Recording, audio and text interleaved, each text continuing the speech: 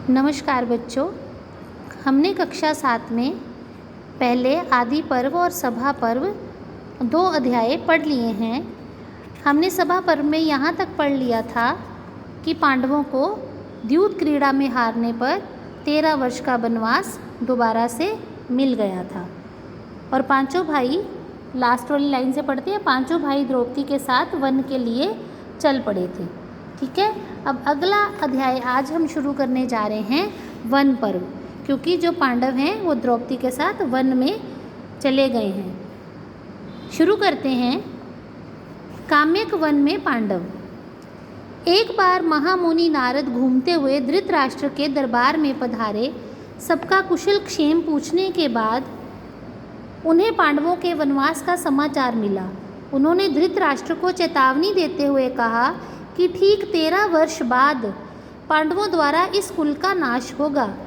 कौरवों ने गुरु द्रोण के चरणों में सिर रखकर कुल की रक्षा के लिए प्रार्थना की। गुरु द्रोण मन के दुर्बल थे, फिर भी वे राजधन पर अपना जीवन निर्वाह कर रहे थे।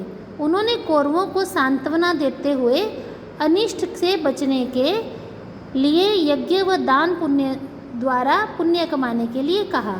सांत्वना होती है ढाढ़स, हौसला। जब कौरवों ने गुरु द्रोण को कहा कि पांडव हमारे कुल का नाश कर देंगे, इससे बचने का हमें कोई रास्ता बताइए, तो उन्होंने कौरवों को सांत्वना देते हुए, अनिष्ट होता है बर्बादी, किसी अनिष्ट, कुछ ऐसी घटना अनहोनी, उससे बचने के लिए उन्होंने कहा कि आप लोग यज्ञ करें, वो दान पुण्य करें, तो इससे आपका ये कष्ट दूर हो सकता है। उन्होंने पांडवों से संधि करने की भी राय दी। साथ में ये भी बता दिया कि अगर आप पांडवों से संधि कर लेते हैं और उन्हें आधा राज्य दे देते हैं तो आपका जो है कुल का नाश टल सकता है। लेकिन दुर्योधन जो था वो हठी था, जिद्दी था। हठी दुर्योधन को पांडवों के सामने झुकना स्वीकार न था। पांडवों के वन में जाने का समाचार सुनकर हस्तिनापुर के लोग धृतराष्ट्र और दुर्योधन की निंदा करने लगे। पांडवों के साथ ऋषि धौम्य और अनेक ब्राह्मण और नगरवासी भी थे। युधिष्ठिर ने नगरवासियों को तो समझाकर वापस लौटा दिया, परंतु ब्राह्मणों ने सुख दुख में पांडवों के साथ रहने का संकल्प किया, यानी दृढ़ निश्चय कर लिया। वन में इतने ब्राह्मणों के लिए भोजन की व्यवस्था करना समस्या बन गई थी। ऋषि धौम्य की सलाह से पांडवों ने सूर्य देव की उपासना की। सूर्य देव ने प्रसन्न होकर उन्हें अक्षय पात्र दिया, जिसका भोजन कभी भी समाप्त नहीं होता था। द्रौपदी सबको खिलाकर फिर भोजन करती थी। इस प्रकार युधिष्ठिर अपने भाइयों व द्रौपदी के साथ घूमते हुए सरस्वती नदी के तट पर काम्यक वन पहुँचे और वहीं पर अपना निवास स्थान बना लिया। धृतराष्ट्र पुत्र मोह में अंधे हो गए थे। वे पांडवों से ईर्ष्या करने लगे। विदुर पांडवों की प्रशंसा करते रहते थे। धृतराष्ट्र से ये सहन नहीं हुआ। उन्होंने विदुर को भी राज्य से निकाल दिया। विदुर भी पांडवों के साथ रहने लगे। उधर धृतराष्ट्र को विदुर की सहायता के लिए बिना राज्य चलाने में कठिनाई अनुभव होने लगी। विदुर ने युधिष्ठिर को समझाया, तुम धर्म के मार्ग पर चलकर दुर्योधन से कभी भी अपना राज्य नहीं ले सकते। धैर्य, धर्म, मित्र और नारी की परीक्षा कष्टों में ही होती है। तुम धैर्यपूर्वक उस समय की प्रतीक्षा करो जब अपना राज्य वापस ले सको। धृतराष्ट्र ने संजय को विदुर को बुलाने के लिए भेजा।